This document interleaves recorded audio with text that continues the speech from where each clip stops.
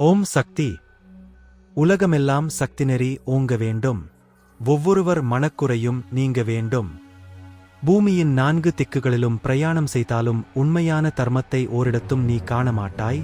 இருப்பதெல்லாம் உன் உள்ளத்திலேயே இருக்கிறது.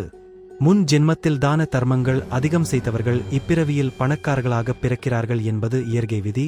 ஆனால் இந்த உலகம் கடவுளின் மாயா சக்தியாகும். மனிதனால் அறிந்து கொள்ள முடியாத இந்த மாயையின் போக்கில் பல மாறுதல்கள் இருக்கக் காண்கிறோம். வீட்டில் குடியிருப்பன் அவ்வீட்டின் சொந்தக்காரனுக்கு குடிக்கூலி கொடுப்பது போல சரீரத்தை உபயோகிப்பதற்காக ஆத்மாவானது நோயடைவதன் மூலம் வரியை செலுத்துகின்றது. உலகப்பற்று அதிகம் உள்ள மனிதனுக்கு ஞானம் உதிக்காது. எவ்வளவுக்கு உலகப்பற்று குறைந்திருக்கிறதோ அதற்கேற்றபடி ஞானமும் வளர ஆரம்பிக்கும். எல்லா ஸ்திரீகளும் பகவதி தேவியின் அம்சங்களேயாவர். ஆதலால் அனைவரும் அவர்களை தாயாரெனக் கருத வேண்டும். காம இச்சையை வெல்வதெங்கனம் எல்லா ஸ்திரீகளையும் உன்னை ஈன்ற தாயாகக் காண முயல்வாய். அப்போது காம இச்சை எல்லாம் மறந்து விடுவதை உணர்வாய். உனக்கு தெய்வானுக்கிரகம் வேண்டுமானால் அகிலாண்டேஸ்வரி பிரம்மாண்ட நாயகியான எனது அன்னை ஜெகதாம்பிகையை பிரார்த்தனை செய்வாயாக. ஆம், அவள் மகாமாயை.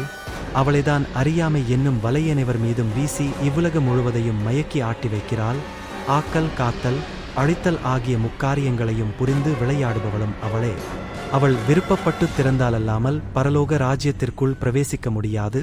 அவளது அருள் நோக்கம் இல்லையானால் நித்தியமான சச்சிதானந்த பொருள் நமக்கே புலனாகாது. வெளித்தோற்றமான அனித்திய பொருள்களே புலப்படும். ஓம் சக்தி.